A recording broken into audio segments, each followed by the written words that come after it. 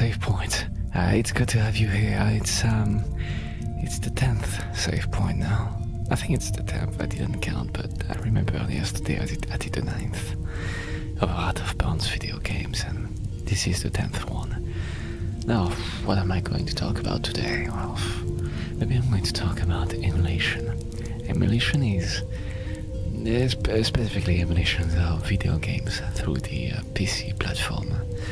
But you can also use it on other platforms too. There's emulators for all sorts of consoles. But my history with emulation goes a long way back. Actually, when I was a kid, my brother used to tinker with emulators. I remember playing some GoldenEye with him, doing some multiplayer deathmatch on emulators. Of course, I didn't know. I didn't know what an emulator was, or that GoldenEye was a Nintendo 64 game.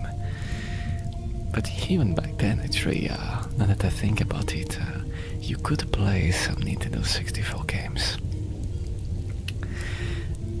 And I love emulation. I think emulation is a great tool.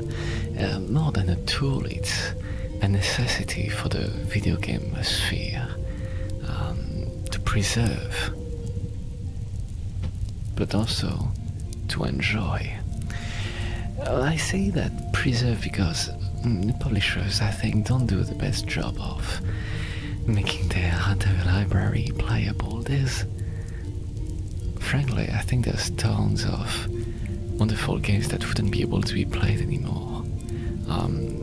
Even pretty recent game consoles, recent, and I will sound like an old man, but the PlayStation 2, for example, it has such a huge library, yet some of its games are just not available. I think about the Ratchet and Clank trilogy.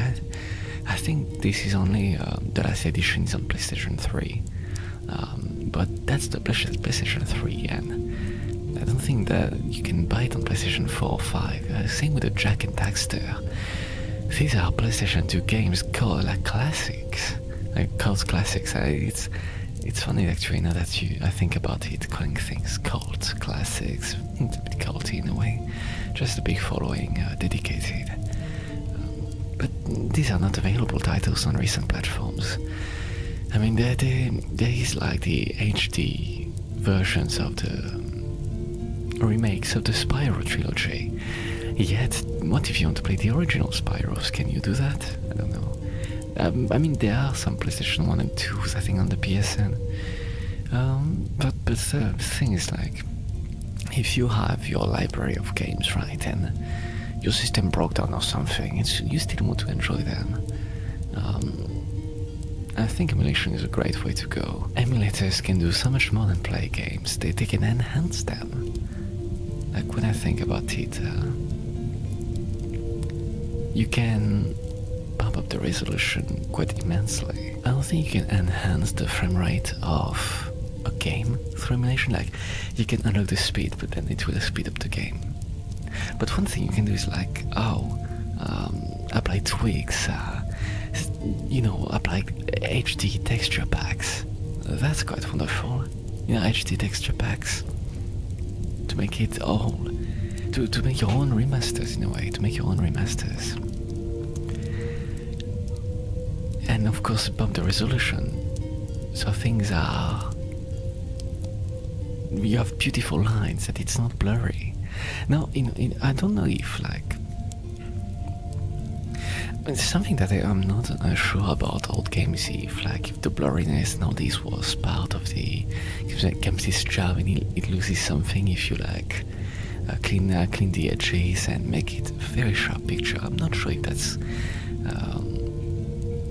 preserving the entirety of the charm, but applying HD texture packs. But in a way, you have the possibility to do both. You can play the games at its original resolution, or you can just make it an entirely new remaster. I think you can also, like, change the control scheme, and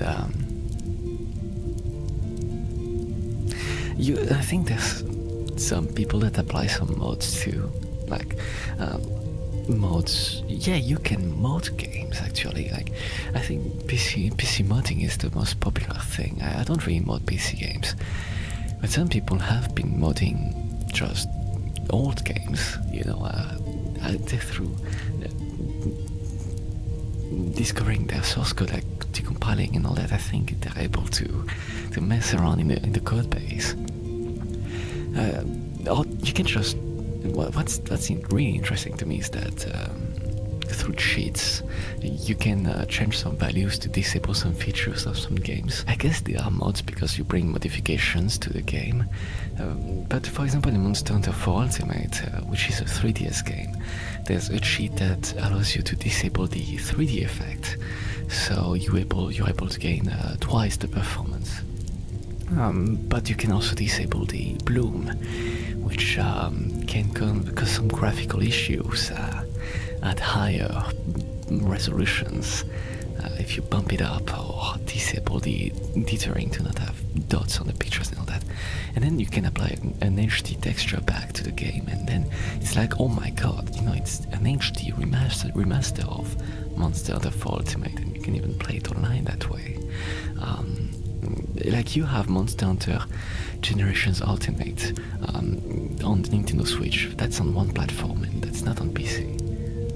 And I think that it's a shame that it's not on PC, but more of a preservation angle. You do realize then that Monster Hunter on PlayStation 2, Monster Hunter DOS, Monster Hunter DOS, Monster Hunter 3, Monster Hunter 3 on Wii, Monster Hunter 3 Ultimate on Wii U, you know, and Monster Hunter, even on 3DS, Monster Hunter 3 Ultimate, Monster Hunter 4 Ultimate, which is maybe the best of the 3DS games. They're not available. They are not available on modern platforms. Which, if they are some of the best in the series, why wouldn't you want them available there? Now, I think, frankly, that is a huge shame. Like, Monster Hunter Generations Ultimate, as wonderful of a product as it is, first of all, it's stuck on the Switch at 30 FPS. You know, if they had made a port of that to PC and you could unlock the frame rate, that would be wonderful. I mean, Monster 4 Ultimate is 60 FPS. And that's funny, you know, you emulate the game, make it look just like or better than Generations Ultimate, and it plays at 60 FPS. You know, they are different games, yes, they are part of the same franchise, but they are different enough that one has a unique value that people might want to play. You know, there's all the you know, older Zelda games, older Mario games, like Wind Waker, for example. I mean, sure, okay, now you can play this on the Nintendo Switch GameCube subscription, but that was very recent with the Switch 2. You know, like, you couldn't play it for a long time since the Switch got released.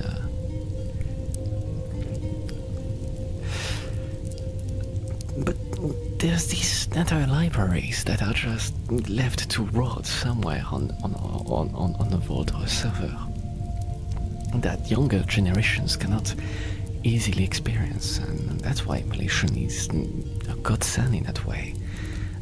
Or, you know, like, if you want to talk about preservation, GOG.com, I think, is great. I mean, being able to play old games like legally, right, buy them again, and be able to have native PC ports that do not have DRM is great. It's wonderful. Yet, is it the best way to play these games? Sometimes, apparently, yes, because they bring some modifications.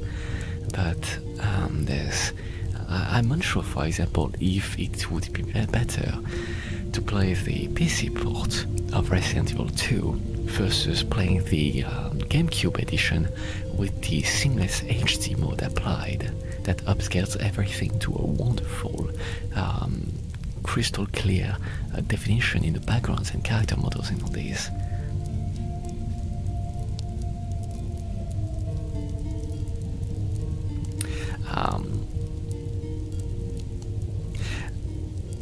But emulation, like how nowadays there's a lot of different products of emulations that released softwares, right?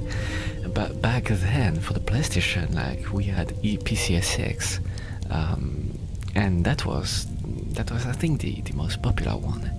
And then we got DuckStation now, and DuckStation is a much better product as far as I understand, and it can also fix like the wobbly polygons and all this. This is wonderful technology. PCSX2 is like the golden grail, the holy grail of PlayStation 2 emulation. It goes like. It has, I think, maybe a near 100% compatibility with the titles and can play on a wide variety of devices. I mean, I used an old laptop, right? A very old laptop, very underpowered, and that could play some Final Fantasy 12, I think. Some light PS2 games, at least. Though that's not a light game. Or maybe that was on my other computer.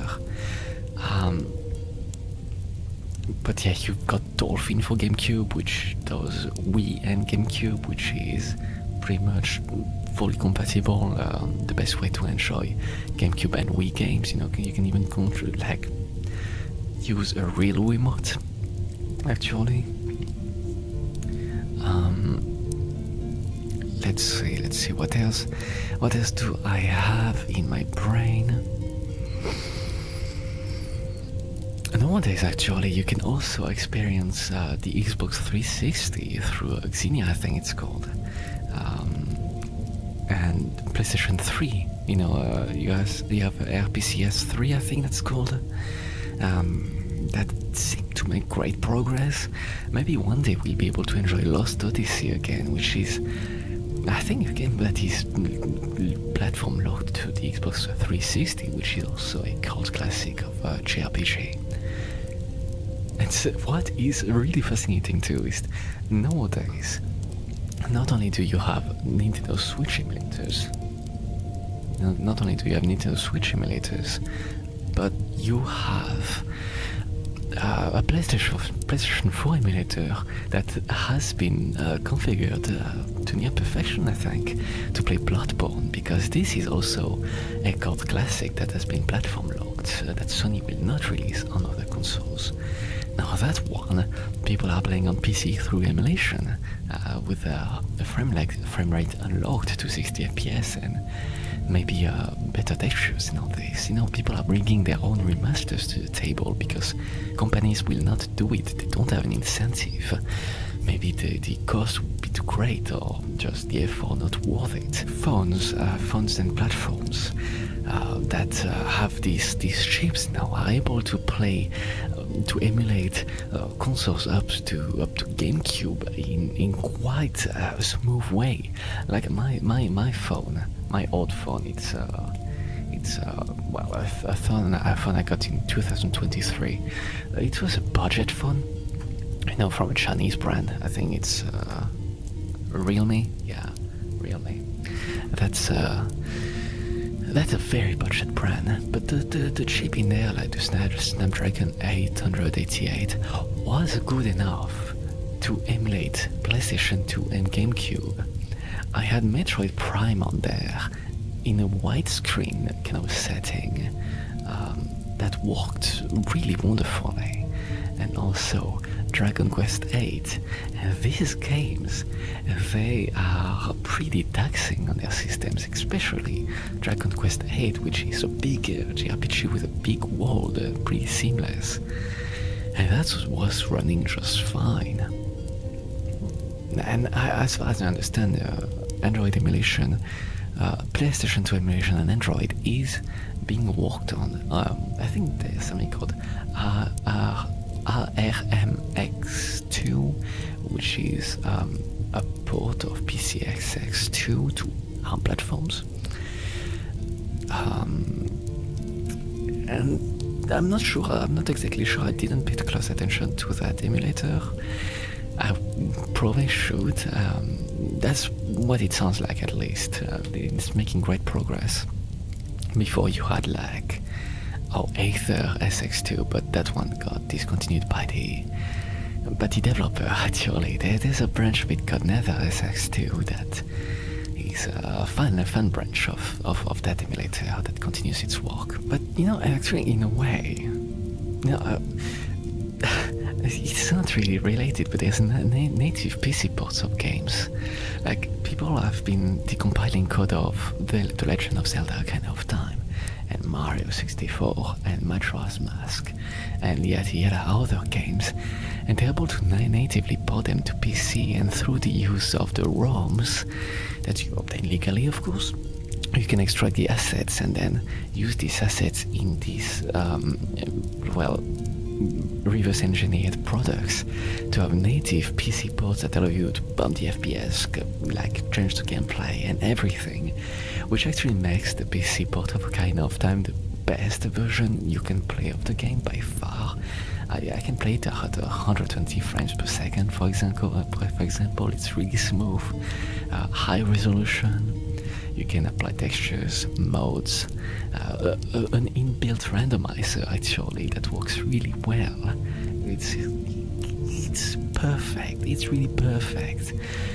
There's a lot of appreciation to be had for fan communities of developers, people that use their skills, their knowledge, their talent to be able to bring this old product to such a high degree of perfection, really unleash their potential, continue working on them long after the original developers moved on. These are treasures, product of a time that need to be preserved. By the way, I got my kids behind me on the bed. Like, they were like, oh, we want to watch you do this. We are going to be quiet. Bullshit. They keep moving around the bed, talking to each other. It's distracting me. Like, you can see me glancing back, like throwing them a glare, like, dude, you promised me you were going to be quiet. Now you're just rummaging around, like crawling all over the bed, like they're like teasing each other, and it's annoying. Like, kids below a certain threshold of age just have such a problem keeping their promises and just keeping still. Like, I should really have done that save point at a point where they would be sleeping, which is never, because kids never sleep unless their health bar goes to 0 and then they fall over in their bed and sleep. But their health bar is at 100% right now, and they're crawling all over the bed like a bunch of giggling bears. And okay. Actually, speaking of that, emulation allows me to consider being able to like enjoy older games with my children. For example, my son really likes Mario Builder 64, which is a ROM hack of Mario 64, and that allows you to create your own Mario 64 levels and share them around. I mentioned them, and now they're like emboldened. I love my kids, I really do. And other parents that watch this do understand the love-hate relationship you can have with your children. There's nothing quite like it when you're a parent. It's quite wonderful. And they're very cute too, they're very cute. But that pisses me off, because they can be cute at any other point than when I really ask them to be quiet. And that's part of why I want the Ionio Thor, actually. Because it looks like such a wonderful machine. It's a beautiful handheld device that could handle everything, everything every console might want. And with like emulators being maturing on the Android platform, you start to reach a wonderful level of compatibility that lets you enjoy these games on the go, and that's the best, I think. Now, do you have a lot of like experience with emulation in all these? Personally, I think it's something that should always be there. I think it's an important part of the gaming sphere, and the whole gaming landscape would be wholly different and would lose a lot of value if you weren't able to enjoy these other games and share them with like your loved ones. Because sure, you can have older consoles and you can like, you know, like scour. No, you can scout like old flea markets for overpriced consoles on eBay, where you can like waste your entire fortune trying to get like some games that are super duper expensive because they're old and rare. But that's not affordable for everyone, pretty much. So being able to enjoy a lot of games through these ways of emulation, or visual emulation on their like respective consoles, on the newer consoles that have subscriptions. But also, I'm really not a fan of subscriptions, by the way. I like the way Nintendo does it these days. I think it's so bullshit. I really don't like it. I liked when they had the virtual console on the Wii or Wii U, but now it's just subscription and you lose the access once your subscription runs out, and I don't like this at all. I like to own the games, and that's not owning it at all. I will stop the save point here, because I wish I could have talked further, but they are getting restless. You know, that's vacation time, and I really thought I was going to be like, hey, you guys want to see what Daddy does? Like, yay! Of course we want to see what Daddy does. They really promised. But they I can't blame them. They're children. They're small kids. I mean, can I blame them? Am I free to blame them? I'll just tickle them later. Let all my frustration out this way. That's what you do. You tickle your kids. They take their feet and you tickle the bottom. Yeah, that's it. You little lovely cockroach. Come on. Yeah, that's. Well. Parents, honestly, like, parents know what I'm talking about. It's great. Can't wait to like play some Super Smash Bros with them and just demolish them. Actually, that's kind of what I did a while ago. I played Super Smash Bros Melee with them, and then it was a fun time. It's interesting that they really took to it. Well, obviously, after the game was done, they immediately wanted to emulate the game, so they started kicking my butt. But I just threw them on their bed, and that counted as an out of stage, and I gained a point.